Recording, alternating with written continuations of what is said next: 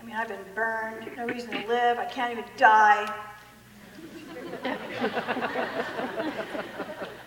And so I was at a bar one night, and this American apple pie guy taps me on the shoulder, and I'm like, I assess everyone in like 20, 30 seconds. Face Cooper, MySpacer, no. It's the veteran, the war veteran in me. And this guy says, hey, you want to play pool? I'm like, for drinks, I always had to get something, barter. I got to get something. Prostitutes and porn stars never do anything free. It's all about the money. Take away the money, and there's no prostitution and porn. People stop buying pornography, stop contributing to it, we're not going to have any porn to make, because we're not going to have any demands to meet. Because see, every time you click on porn, it makes a demand on the woman, and by the way, the pornographers are recording all your habits online, seeing what you like, what your favorites are, and then they keep this in a nice big database where they go, hey, they really like it when it's really gross in this way and that way. Let's make more demands on the girls and say, hey, they want to see more violent porn, slapping, choking, hitting, gadgets, toilets. Stuffing girls' faces down toilets now is a big thing. So then we agreed to do the scene because why? We signed 1-year contracts, so we don't have a choice because we're threatened. Also, we have no one to turn to. Who are we going to go to? We're stuck there. Literally, people are trapped in pornography. It is sex trafficking. And only by the grace of God did I get out. And honestly, herpes probably saved my life at the time. And it made me leave, and that's when that guy started talking to me, and he says, hey, can I call you? And I'm like, I don't date.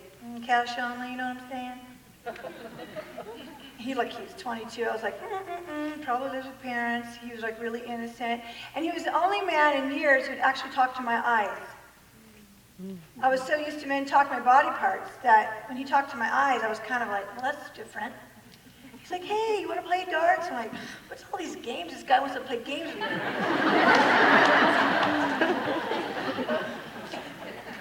And then he kept calling me because he said he needed a bachelor, a stripper for a bachelor party. I'm like, yeah, call me. It's $300 an hour at least. And so he kept calling, saying, hey, you want to play pool? I'm like, so at this time, I'm kind of vacillating between what do I do now? I'm sick of prostitution. I'm so sick of stripping. I'm in pain. I'm an alcoholic. I don't know what to do. So I kind of just sat home for a few months, and I got into the occult. But I was so demonized, and I had allowed so much satanic activity in my life that every time I looked at the moon, it would tell me to F off. And I thought it was crazy, and then I asked the neighbors, they're like, are you dabbling in the occult again, or the Ouija board? I'm like, yeah, but the Ouija board tells me it's Jesus Christ. Yeah. I was really demon-possessed. And yet God still heard the prayers of a demon-possessed, drugged-out, alcoholic, prostitute, and porn star. Even drunk. When I was drunk were some of my greatest prayers. Oh, God, help me. In fact, when we minister to these people, I always like going to the bar ministering because I know they're going to be a little intoxicated talk. So now tell me, what else do they do, honey? They screwed me over. I'm like, Truth serum. Alcohol's truth serum. I know I'm a recovering alcoholic. And so my husband one night, he told me he had drugs. Now, porn stars, we pop up. Did you say drugs? You have meth? All right, we can go out now. Let's hang out. So I hung out with him, and he became my friend, this man named Gary. And then one day he came into my house, and he brought his meth and checkers. I'm like this black woman, I don't date, I'm not a happy person, I'm miserable. And this guy goes, you want to play checkers? I'm like, no, I don't do checkers. And then we start getting high in meth and reading the Bible. This is when it gets crazy. This is when I'm like, dude, look what Joshua did. And like Esau, and like Moses, man. And my husband was talking to me, do you know who God is? And I'm like, the demons in me are like, shh. We were like, don't talk about God. I'm like, well, yeah, I know him from when I was little. He goes, oh, well, my mom and dad are pastors. I'm like, there's a pastor son in my house? The demons are like recoiling, no, don't talk to him, get away from him. He's bad for you. somehow, because, we started spending time together, and I started telling him what happened to me. He was the first man to really take an interest, or really the first human to take an interest in what happened to me. And my husband, who I'm married to now, he said, your story is so terrible. It's terrible what happened with your dad in the sex industry. I'm supposed to marry you and rescue you. And I'm like, you're like 22 years old and live with your parents. I'm sure your mom will love me. Hey, Mom! Yeah. Oops. They're a Dutch family, too. So just think Christian Reformed, tea every day, 10 a.m., no Splenda, sugar only, blue and white china. Oh, yeah. I married a Dutch man. And it was, I did it because God told me to. I didn't want to marry this guy. I did not love him. I didn't have the capacity to love anyone, not even myself. But I figured, like a good businesswoman, well, you got herpes and you got a kid, who else doesn't want to marry you? And he does love Jesus. I mean, it's probably a plus. And we ended up in Norwalk, California. And I just walked up, just my book. I'm a really good writer, I figured out. Because you can take time to write it out, and the Holy Spirit can sit there. But we just walked up, just imagine me, I'm like, I'll do it. I was always in charge of everything. So I would have an application. How much? She goes, that'll be $35. I went, and God spoke to me and says, $35 to get in the sex industry and $35 to get out. And I married this Dutch guy, and we've been married 15 years. He became my cross, and I nailed every vulgarity, every demon, every bit of malice and rage and contention and strife and hatred. I nailed him with it. I've exploded on Garrett for about 8 years total.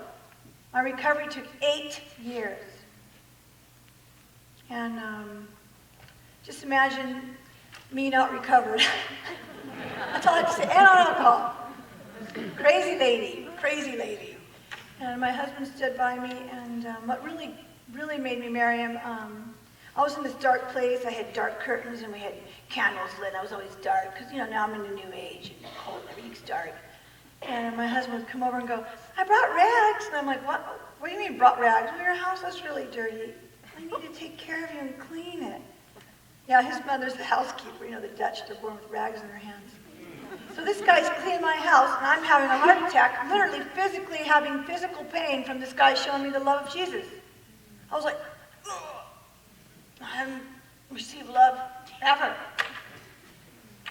So, just imagine 8 years recovery. My poor husband, I cheated on him in the beginning. And my husband stood by me. He realized this girl is totally mentally ill, messed up, and I need to take care of her, and he did.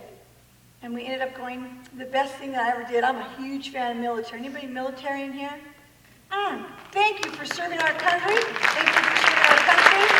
Thank you for serving our country. Let me tell you, these military people, boy.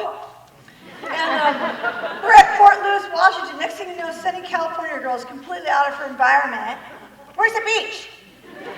Where's the nightclubs? Where's the sun? I'm like, it's dark, it's rainy. In fact, it rains about 300 days a year in Washington. Dungeon, great place for a suicidal prostitute and porn star to recover. Suicide, I'm already depressed and suicidal, God. I'm not sure this is the right place. And so I actually fell apart really bad. All my superhuman defense mechanisms completely crashed, because once you're taken out of that environment and you don't know how to function, you're done. You're done. And I was having flashbacks like a real veteran, and then I'm having nightmares and convulsions, and my husband was like, this girl needs medical attention. I hadn't been to a doctor in years. And I went to the Army psychiatrist, and I'm telling him, and then he's like,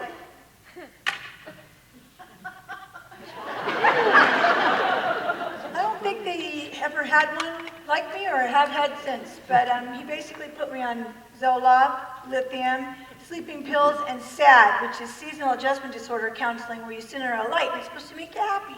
I think everybody would have seasonal adjustment disorder in Washington State, It doesn't really take a genius to figure that out, but But you know what? It was so overwhelming. And then I tried to go to 12 steps. I couldn't even get past the second step. They're like, now you write a letter to make amends. Oh my gosh, I can't write like 1,000 letters. All the people I screwed over. Then God spoke to me. He says, well, you tried everything. Why don't you try church? No. I'm not walking in there with my big P. But you know, when you're desperate enough, you'll do anything. And I was desperate. I was miserable. I couldn't function at all. And I was going to lose my family. And I was pregnant. Yeah, where I've been married to my husband, God was slick. Get me pregnant almost right away. So now he has me locked up. I'm in the dungeon. I'm pregnant. I even have a picture of me where I'm like, this is baby. Not happy. Hate my new life. The devil's freaking out, going, oh my gosh, you just gotta go back to the sex industry. I'm like, well, I can't. I'm kind of fat. I'm kind of pregnant. And I'm stuck in Washington State with Mr. Wonderful. He's never done a sin in his life. I hated him. He was perfect. He stood, and I'm like, ah! And he's like, Shelley, you know, you should work on the tongue. I'm like, then we'd go to church, and I remember the first day I went to church, total culture shock, crazy. They're all singing like this, all things are possible. And I'm like, ugh, shiny, happy people. What are they doing? Devil and all my demons, you know, I still have my demons with me. They're like, get us out of here. So I sat down in the chair. I was like, I'm trying to look for an exit. Like, where's the exit around here? Bathroom, you know. We'll get out, get in and out anywhere, you know. Then all of a sudden the pastor gets up and goes, today we're going to learn about the 9 tests to prove your personal potential. I'm like, what? All of a sudden he looks at me and goes, do you know there's a champion inside of you? No, I can't, my book explains it best, but I was hit with a half-ton truck, just boom. Just that truth was so, and the little girl in me was like, I'm a champion, let me out! Let me out! And I was like, and it all came up. Oh my gosh, all hell broke loose, literally. And literally, I wept for 3 years straight. I could totally do commercial for Kleenex. My husband just went, psh, psh, psh. I didn't know what was happening to me. No one could explain it to me. Now I understand I was grieving. Grief is a really real thing. And I wept for 3 years from all the pain and devastation, all the rejection. Oh, and then to make it even worse, I had my baby. Imagine me holding this beautiful baby and nursing my baby, and me having to look down and have that encounter that my parents didn't love me the way I loved that baby. Oh no, I know what grief is. And I wept, and I had rage fits. I freaked out, yelling at Garrett. It took me about 6 years to stabilize. In fact, I went to church. I still went to church, an alcoholic. I was desperate. And the pastor kept saying, just keep coming back. You're going to learn the champion principles. Just practice God's word on purpose, and you'll get better at it. Don't break old habits, make new ones. Oh, that sounds easier. And all that habits. I want to make a new one. So I just sounded like a little kid. I'm very childlike is what I've been through, you know. And I was, unless one becomes like a child, he cannot enter the kingdom of heaven. And I humbled myself. Humility. I have been at that school. I'm currently still attending that school.